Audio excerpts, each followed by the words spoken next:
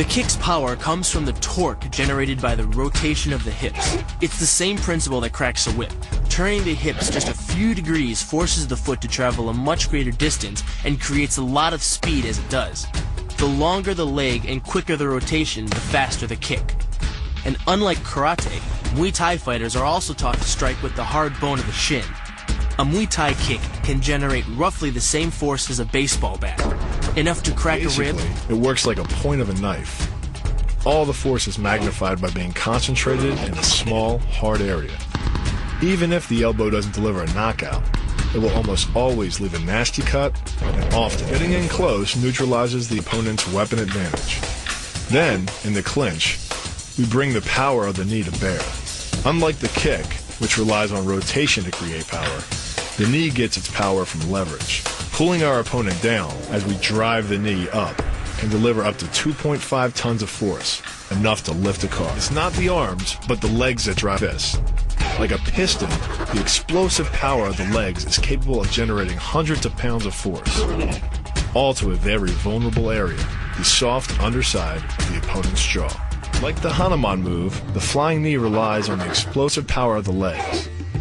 But rather than spread the power of our blow over two fists, it concentrates it into the spear point of the knee and combines it with the force of gravity. It's the equivalent of hitting our opponent in the chest with a sledgehammer. Works on a concept called the couple. Basically, it's two levers linked at a single fulcrum, the elbow lock. And it doubles the foot-pounds of torque you can generate when compared to a single-arm lock.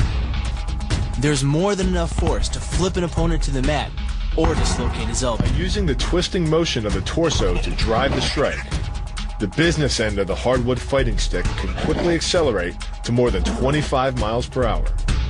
On contact with the skull, the energy is enough to cause a depressed fracture.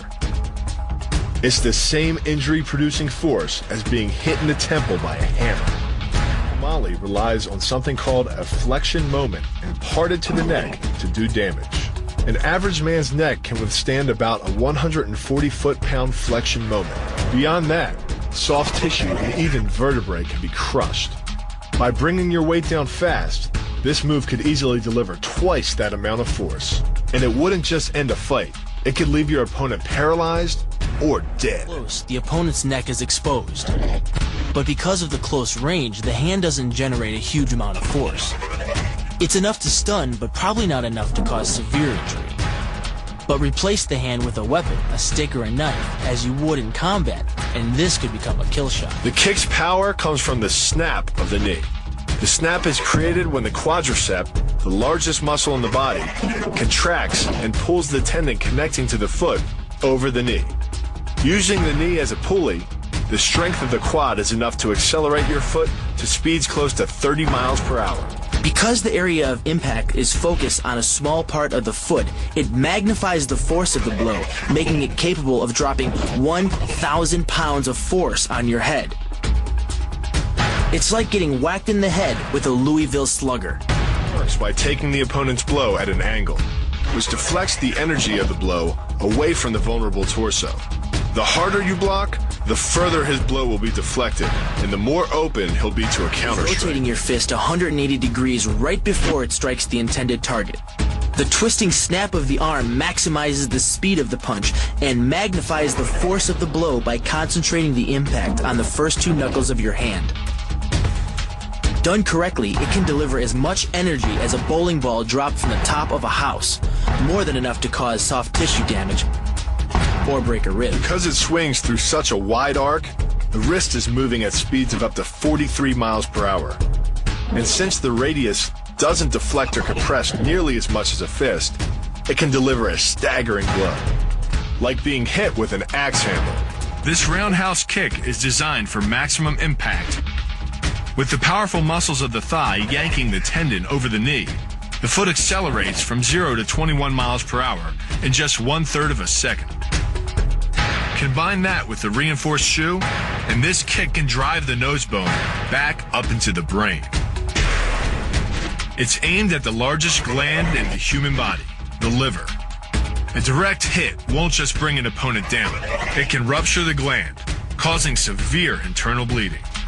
But the liver is well protected by the rib cage, so the kick must be accurate to within half an inch. In this move, the forward propulsion of the hips, combined with the piston motion of the lower leg, can send well over 700 pounds of force directly through the rigid bone of the heel. This impact won't just knock an opponent down. The force is enough to permanently damage his kneecap, leading with the near arm. The first jab travels the shortest distance to the opponent, so what it lacks in force, it makes up for in speed. The second punch, utilizing both the twist of the shoulders and the forward momentum of the kick, can carry over 4 times as much impact. And just a few hundred pounds of force to the temple is enough to cause a knockout. This move uses the same principle as a throw in judo, off-balancing your opponent and then using his momentum to send him down. But it's much more aggressive. The sweep here is actually a strike to one of the most sensitive areas of the body, the Achilles tendon. The Achilles tendon. The throw works just like a crowbar, where your leg is the lever and your hip is the fulcrum.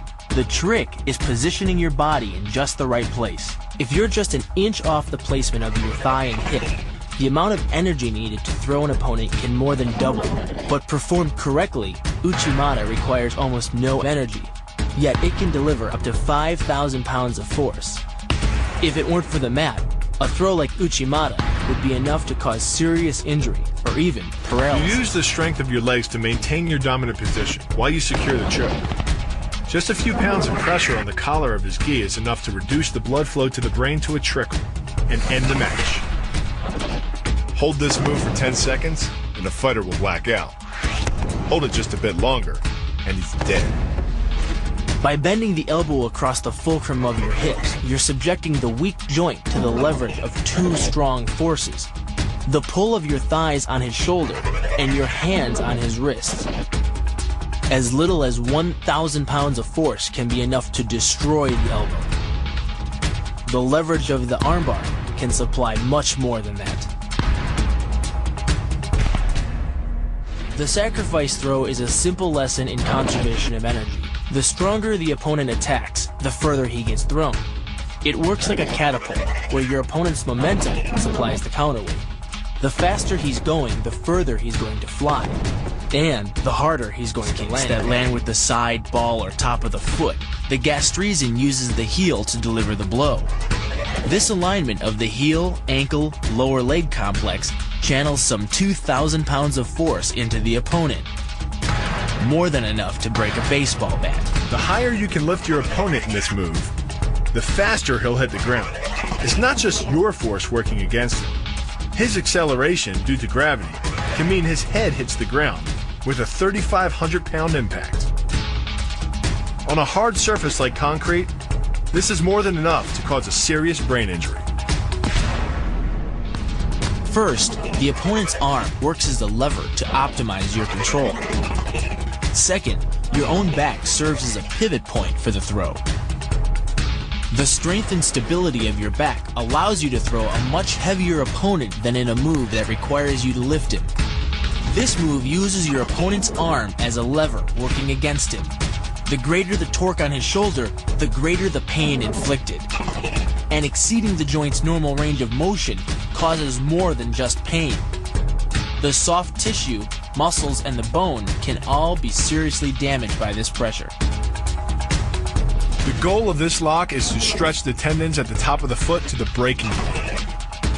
The strongest tendons have a tensile force threshold of just over 400 pounds. Applying any more pressure than that can tear the tendons from their base or snap them in 2.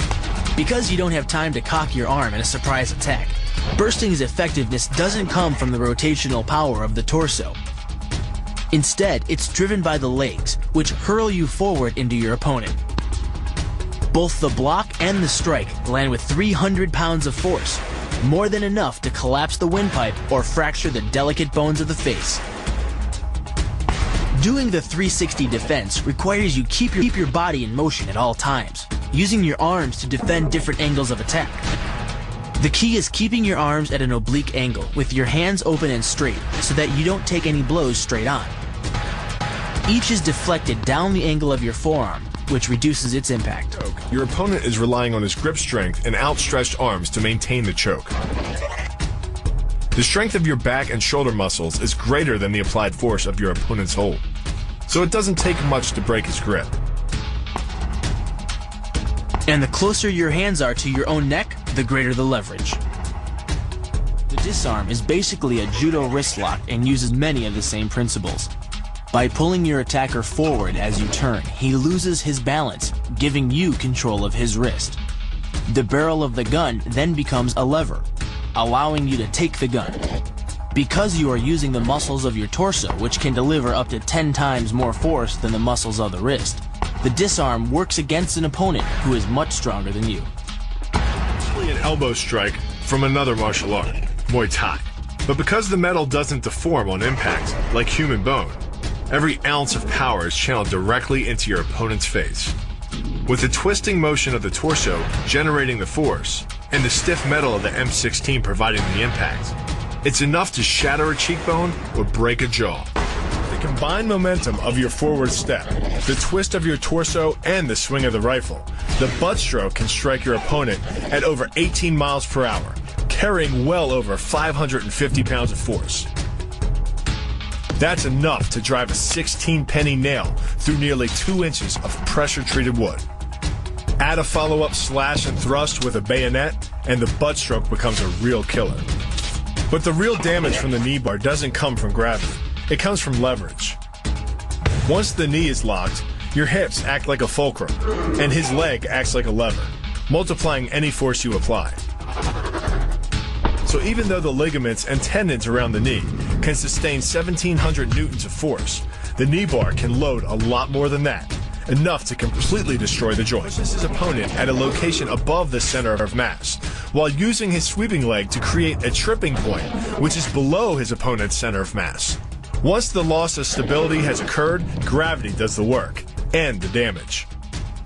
On the ground and on his back, your opponent is now vulnerable to any number of finishing strikes.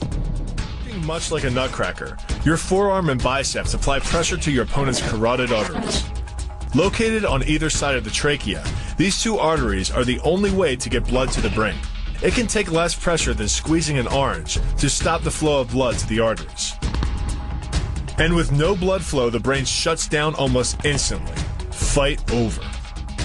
Control of your opponent's leg, you turn his hip into a pivot point. And there are 2 forces being imparted about the pivot point, one by the arm above and one by the sweep below. These forces act as a couple, resulting in your opponent's rotation that slams him right to the deck. And given the speed of rotation and the force of gravity, that impact could cause permanent injury. The key to the double is to hit your opponent below his rib cage, which knocks him off his center of gravity. Wrapping your arms around his legs prevents him from regaining it. Your forward momentum, coupled with the upward thrust of your hips, gets your opponent airborne. Driving him to the mat can yield over 3,000 pounds of injury-producing force. That's like dropping a 20-pound bag of cement off a 9-foot ladder onto someone's chest. The key to the sprawl is sliding your legs backward, while leaning in and locking your hips at the same time. This forces your opponent's center of mass beyond its stability zone. Coupled with the downward thrust of your forearms, he's now supporting your entire upper body with the back of his neck and head, which leaves him face down on the mat, vulnerable to any number of attacks. The power of this move comes from the spin. Like the wrecking ball at the end of a demolition crane, the power is generated by the rotation of the body. In conjunction with the snap of the knee, the foot achieves a velocity of nearly 30 miles per hour. When the heel connects with the solar plexus, it transfers 1,400 pounds of force, enough to damage internal organs and fracture multiple ribs. It gets its power from the pressure exerted by your legs. The first leg imparts pressure to the carotid artery. The second leg, working in conjunction with your arms, optimizes that pressure, transforming you into a human vice grip. If your opponent doesn't tap out, he'll pass out. Much longer and permanent brain damage can ensue. Is a combination of 2 levers. While your legs push up on your opponent's neck, your arms apply downward pressure to his trapped wrist. The opposing forces turn the elbow into an ad hoc fulcrum point. The armbar can result in a complete destruction of the elbow's articulating structures. The move is difficult but devastating. There's no opposing object to push against, so all the energy of the move must come from the momentum of the leap and the acceleration of the kick. The snapping motion of the lower leg functions much like a coiled spring. When unleashed, the kick reaches impact speeds of 20 miles per hour and delivers up to 400 pounds of force to the opponent's chest. The key to this synergy of speed and power is punch technique, punch location, and punch frequency. With your elbows tucked in behind your fist, the energy of each punch is maximized. And because the punch is delivered to your opponent's core along a center line, the more directly that force is transmitted to his body. The effect is similar to that of continually slamming a battering ram against a door. No matter how strong, it can only sustain so many blows before it collapses. This kick is all about speed. The further the foot travels, the greater its acceleration, and the more dangerous a weapon it becomes. Powered by the muscles of the hip flexor and the quadriceps, by the time your foot reaches your opponent's throat, it's traveling nearly 40 miles per hour. That type of speed yields over 1,000 pounds of force, enough to puncture the Adam's apple and crush your windpipe. The power of the takedown is derived from the simple mechanical advantage you hold over your opponent. By wrapping up his striking leg at the upper thigh, you've placed your opponent in what's called conditional stability.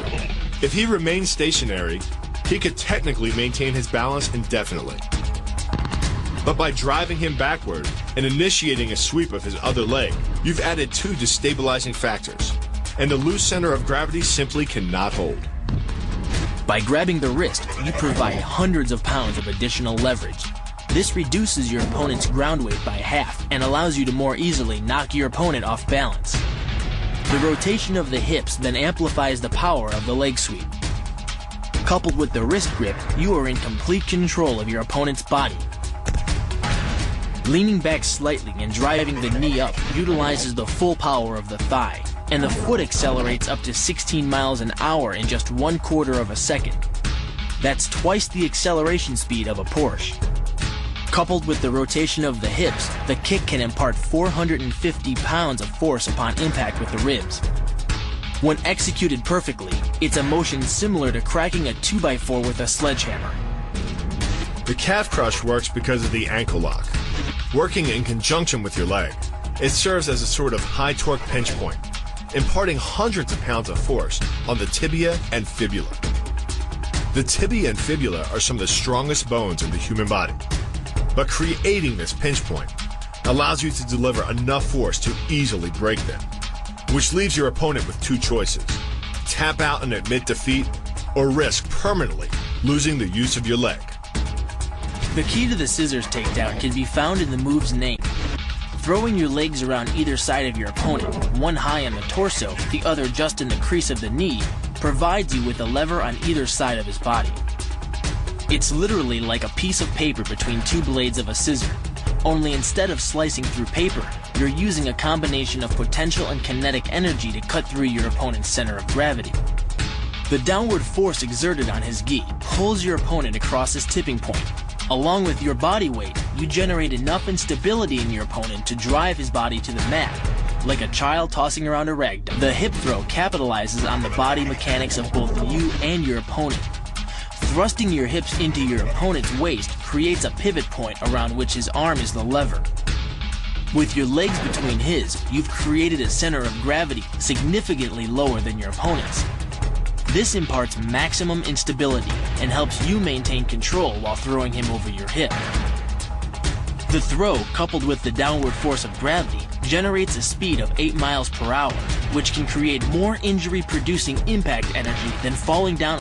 The throw, coupled with the downward force of gravity, generates a speed of 8 miles per hour, which can create more injury-producing impact energy than falling down a small flight of stairs. This move is kick speed and kick placement. Powered by the rotation of the hips and the strongest muscles in the body, the quadriceps, at the point of contact, the kick is traveling 25 miles per hour and can impart 550 pounds of force. The wider the foot travels from the center of its axis, the more speed and power it picks up. more than enough to cause a knockout or concussion. Delivered to the neck, it can fracture the cervical vertebrae. The rotation of the torso is the basis for the strike's power. Because the torso has an effective mass far greater than the arms, its rotation can impart up to 400% more force to your target. And the last-minute rotation of the wrist can magnify that force even more. These alternating points of leverage are the basis for the move. Locking the hands high behind the shoulder blades puts you in control of your opponent's center of mass, which in turn negatively affects his conditional stability. Dropping the hands behind the lower back and driving your chin into the chest further disturbs his center of mass and makes resistance from this position nearly impossible. The application of maximum force ensures you maintain control while driving your opponent to the ground. First elbow strike can accelerate to a speed of 25 miles per hour in less than a quarter of a second. Less than a third of a second later, the initial strike is followed by another, equally devastating shot. By employing the bony tip of the elbow, these strikes deliver a double dose of injury-producing energy and can result in a broken nose, facial fractures, or a wicked cut. Your body into the air, you effectively become a human missile, hurling your entire body mass into your opponent's gut. The force created by the body's forward momentum is partially absorbed by your opponent, which can knock the wind out of him or even crack a rib. But the coup de grace is the elbow chop. Impacting with the head at nearly 15 miles per hour, a solidly landed elbow to the head's frontal bone can knock your opponent out, fracture his skull, or cause serious spinal cord damage. The move works by using your opponent's own body weight against him. The first strike can land at speeds greater than 20 miles per hour and can stun your opponent with the same injury-producing energy as dropping a bowling ball from over 11 feet onto his torso. By using his arm as a lever in conjunction with the leg sweep, you drive your opponent to the ground. Once he is on the ground, you follow up with a devastating strike to his face. The secret to the move is wrist control. By rotating your opponent's wrist to the maximum extent of its range of motion, the bones of the wrist lock against the bones of the forearm and make it impossible to bring the strong muscles of the upper arm to bear. Then, you can pull your opponent off balance and into a potent knee strike. The combined force of the knee strike and your opponent's forward momentum can be as much as 2,000 pounds, enough to dent sheet metal. The effectiveness of the Polakaimau lies not in raw power, but in speed. By relying on your triceps to snap the strikes forward over the elbow, 3 blows can hit in 7/10 of a second. The final impact of the strike to your opponent's face can deliver as much as 175 watts of power, more than enough power to stun him or crush the cartilage of his nose. You then add insult to injury, firing one last shot into one of the most sensitive regions of the body, the groin. Pulling off the move relies on 2 factors. The first is to combine the block and the strike into a single action. This reduces the time your opponent has to respond to just 10ths of a second. But the real focus is to aim your strike at the throat. Because as little as 76 pounds of force can collapse the larynx, the strike doesn't need to deliver a lot of force to be deadly. One blow like this and the fight is over. The hyperextension of the elbow, created by pulling back on the locked arm, virtually ensures that he will be taken down. The knee strike to the wrist dislodges the knife and further loads the elbow and shoulder. The technique can easily result in damage to the elbow joint, the tendons of the rotator cuff, or even a broken arm. The key to this move is turning your opponent's lower arm into a lever. By grabbing his arm during the initial attack, you set up the lever such that direct loading to his elbow joint is achieved. Once the elbow is locked and loaded, you can pull a much heavier opponent off balance by simply lowering your center of weight. With practice, the ninja can hit his intended target from distances as great as 45 feet. At impact, that's more powerful than a Major League Baseball This move is more about timing and precision than power. Instead of hacking through the limb, the first strike imparts an injury just a few inches below the elbow. The sword's razor-sharp blade easily slices through the soft tissue of the attacker's arm. This opens up his defense and provides the ninja a clean opportunity to deliver the kill stroke, a powerful shot to the top of his head. The tornado kick is a study in controlled chaos. A quick spin confuses your opponent. Then one knee is thrust into the air, launching your entire body high enough to fire a powerful kick. The momentum generated by your body weight rotating freely, combined with a powerful hip thrust, creates a devastating blow of over 700 pounds of force upon impact. More than enough to permanently damage the hyaline cartilage that protects the larynx and spinal cord. What makes this combo so effective is the momentum behind it. Powered by the running start and the most powerful muscles in the body, the quadriceps, the initial kick lands at 15 miles per hour. The second kick creates 3 times the injury-producing energy as the first, delivering over 650 pounds of force. That's like taking a shot from a sledgehammer to the face. More than enough to score a knockout and rearrange some facial features. The axe kick draws its power differently than most kicks. Once your foot reaches the apex above your opponent's head, your body's momentum, combined with the ease of downward acceleration due to gravity, can reach speeds over 20 miles per hour. That's enough to generate more than 550 pounds of force at the point of impact, easily breaking the nose or shattering the clavicle.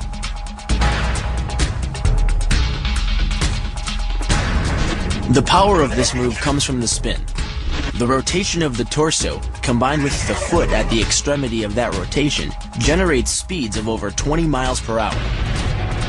By the time the heel connects with the solar plexus, it is traveling 60 miles per hour and transfers over 450 pounds of force, enough to break ribs and even damage internal organs.